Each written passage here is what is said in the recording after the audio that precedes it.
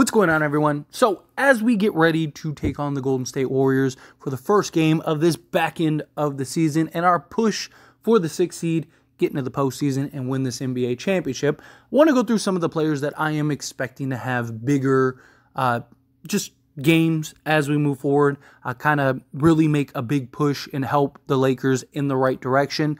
I talked about Austin Reeves, who I believe is going to have a really big second strong half. The last 10 games, he's been brilliant. But go check out that video for more information on Austin Reeves. I really break that down over there. But this video, I want to talk about Spencer Dinwiddie, because I truly believe he is more likely than anybody going to have the biggest run of the second half for the Lakers, because he's only played 2 games for the Lakers, right? So it's not like he's only up from here, right? There's not really much else. Because again, he's played 2 games. Not really much you could take from 2 games. I do love what we've seen from him. I do think that you've seen all the flashes, which we'll touch on here in a moment. But in his 2 games, he's played basically 30 minutes, 29.5 minutes. He's shooting 50% from the field on 6 attempts per game.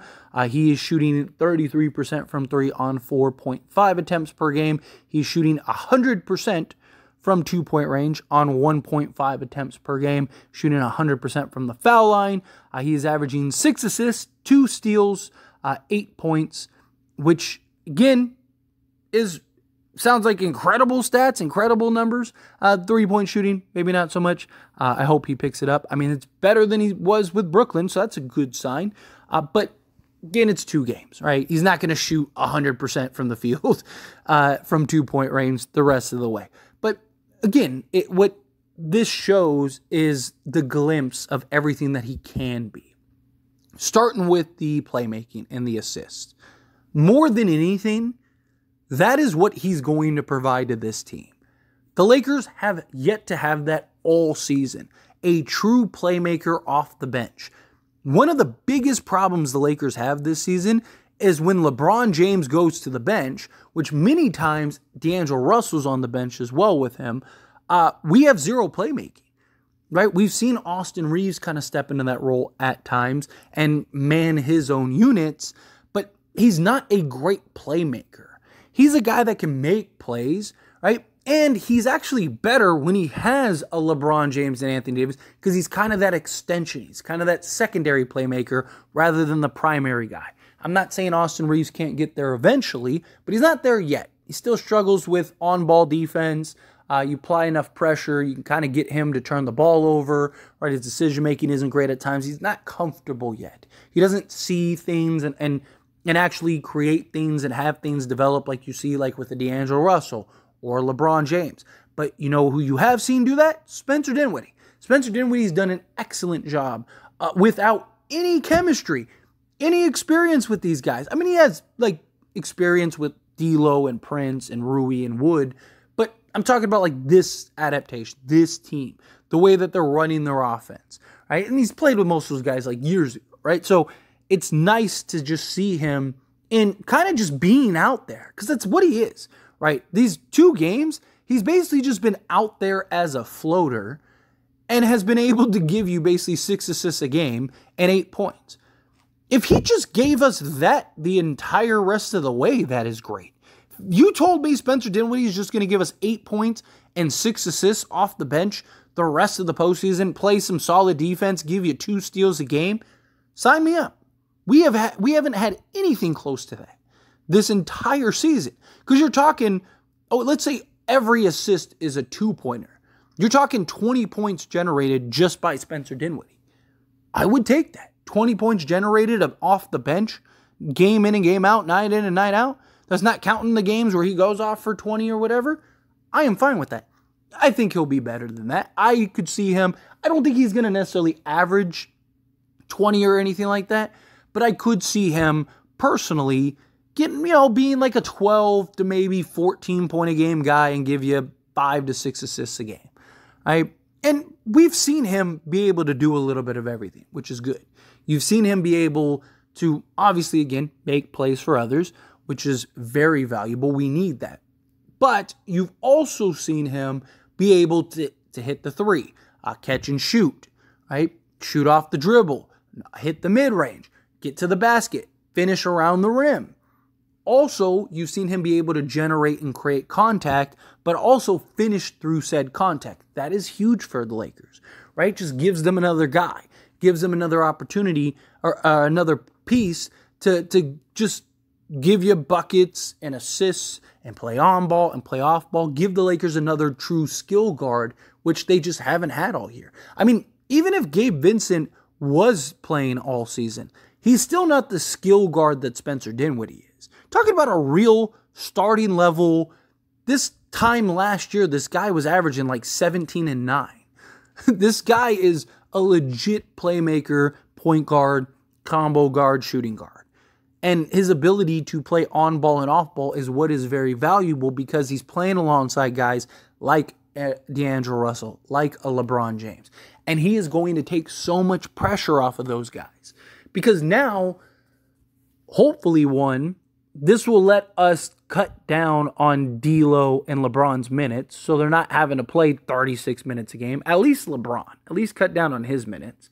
But also, it gives LeBron just another guy to rely on and trust and know, like, okay, when he goes to the bench, I'll be good. Because, I mean, how many times have we seen LeBron James go to the bench and in like 2 minutes of gameplay, he has to sub back in because the team's falling apart and the offense gets stagnant. They don't have anybody making plays. Or, same thing with D'Lo at times. Like, D'Lo will go to the bench and it's like, all right, well, I hope you enjoyed your minute because now it's time to get back out there so we don't go down by 20.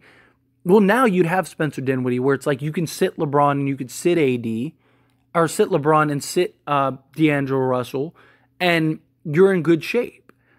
It also, the reason I said AD is because AD popped in my mind, is he's going to help take a ton of pressure off Anthony Davis.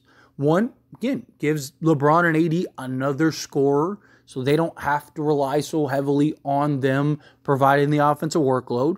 But also it gives Anthony Davis another playmaker that will find him and get him the basketball, which we saw.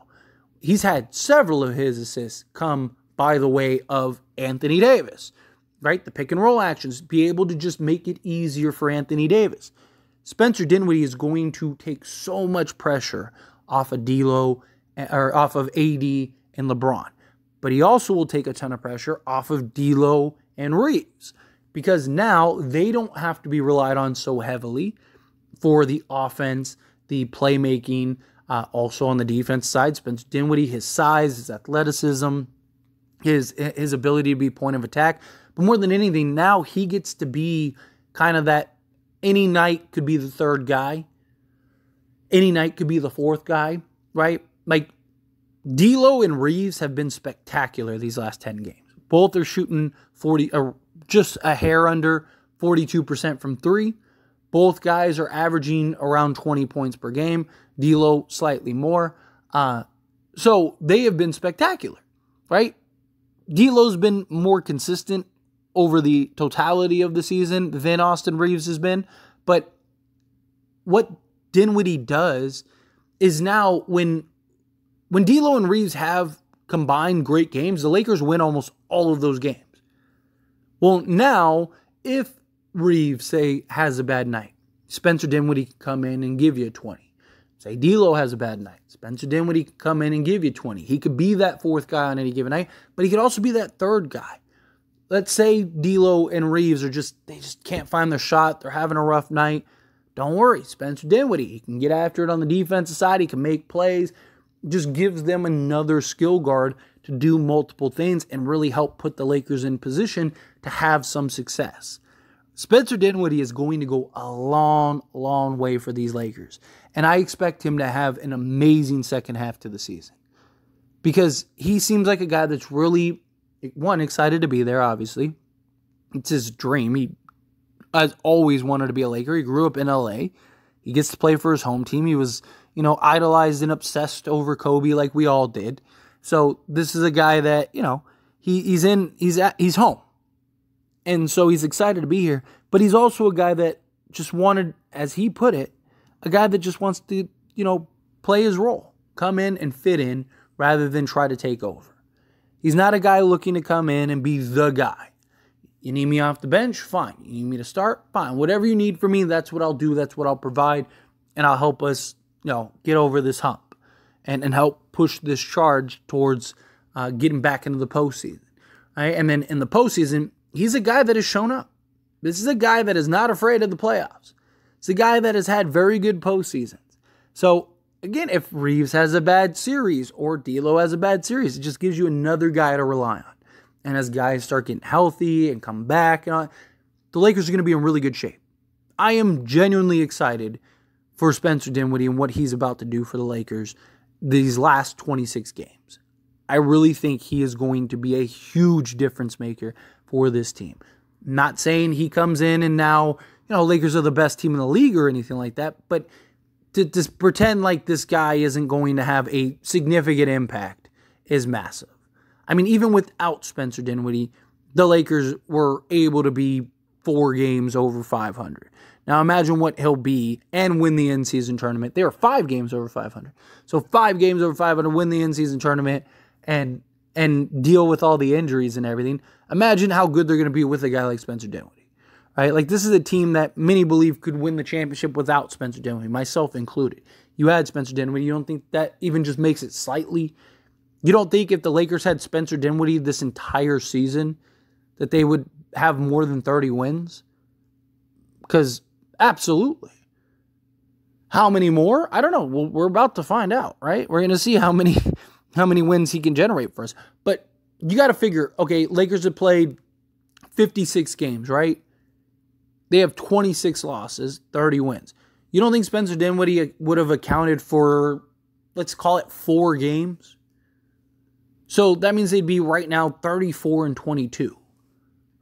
Right? Let's just say 4 games. So 34-22. They would be the 5th seed right now in the Western Conference with that record. And Spencer Dinwiddie could be worth more. Right? He could be worth, maybe he's worth 10 games, or maybe he's worth 5 games the rest of the way. But let's call it 4. I think that's fair. 50 out of 56 games, which is a lot of games, you're basically asking for him to win less than 1% more than the games that you've won with him. Right? You don't think that he would have done that? You don't think that you would have won 1, maybe, or 3 to 4 more games? Lakers would be the 5th seed right now. Literally. So, can we get into the 5th, 6th seed with Spencer Dinwiddie? Possibly. We have the tiebreaker over the Pelicans and the Suns. So, but we have an uphill battle to climb. It's not going to be easy. It's definitely going to be tough. But I'm excited. I'm excited for this push. But anyway, as always, this is a discussion. I pass the question on to you. Let me know your thoughts and opinions down in the comments below. What do you think? How do you feel? You excited for Spencer Dinwiddie and see what he can do for this Lakers team? Excited for him for the second half. Do you think he's going to have a big second half? Again, however you feel, whatever your thoughts are, I would love to hear it. So let me know down in the comments below. That being said, if you haven't liked this video, hit that like button. Helps me a lot. Lets me enjoy these types of videos, and I truly appreciate it. Not subscribe to the channel, hit that subscribe button. Turn on the bell notifications. Appreciate y'all. See you in the next one.